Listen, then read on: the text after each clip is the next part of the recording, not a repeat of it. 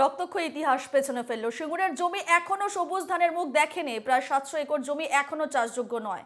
তাই কৃষি না হলে অন্তত শিল্প হোক, সব মিলিয়ে মোট 7 দফা দাবি নিয়ে নবান্ন যাত্রা সিঙ্গুর বন্ধা জমি পুনর্ব্যবহার কমিটির সদস্যদের। তবে কি ভরসা সিঙ্গুর এখন ভয়ের বার্তা দিচ্ছে?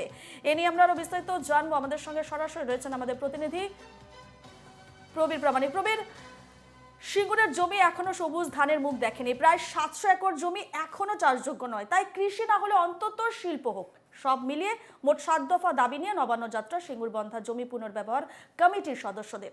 এখন প্রশ্ন উঠছে, তবে কি ভরসার সিঙ্গুর এখন ভয়ের বার্তা দিচ্ছে?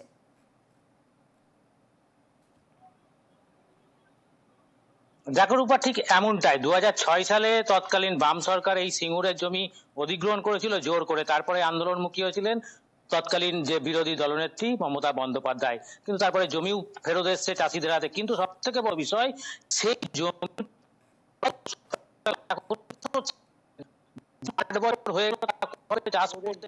একাংশ চাষিরা তারা কিন্তু এই সিঙ্গুর বন্ধা জমি পুনর্ব্যবহার কমিটি তৈরি করেছে। এই মুহূর্তে আমার সঙ্গে রয়েছেন ওই কমিটির যুগ্ম আহ্বায়ক দুধকুমার ভাড়া। তার কাছে একটু শুনি হঠাৎ কেন এরকম করা বা এই আন্দোলন, তাহলে কি সিঙ্গুর আবার আন্দোলনমুখী হচ্ছে? দেখুন, প্রথমেই বলি, আমরা আন্দোলন যে অর্থে সেটা ঠিক আমরা করছি না। আমাদের যেটা হচ্ছে, মুখ্যমন্ত্রীর কাছে আমরা সরাসরি দাবি জানাচ্ছি চাষিদের পক্ষ থেকে। দাবি যে সময় অনেক পেরিয়ে গেছে, সুপ্রিম কোর্ট বলেছিল 3 মাসের মধ্যে করে দিতে। সরকার সেইভাবে তৎপরতার সাথে কাজ শুরু করলেও কিন্তু সেটা শেষ করলো না।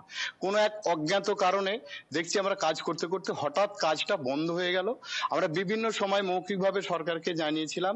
এখানকার নেতৃত্ব যারা ছিলেন, স্থানীয় যারা বিধায়ক ছিলেন, মন্ত্রী ছিলেন, তারাও কিন্তু তেমন করে কোনোভাবে গুরুত্ব দেয়নি।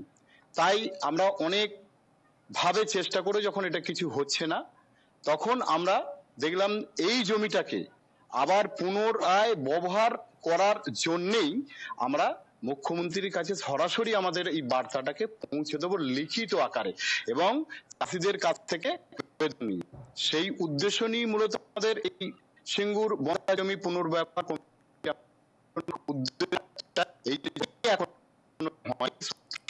বেশ প্রবীর, খবরে আমাদের নজর থাকবে। আপাতত ধন্যবাদ।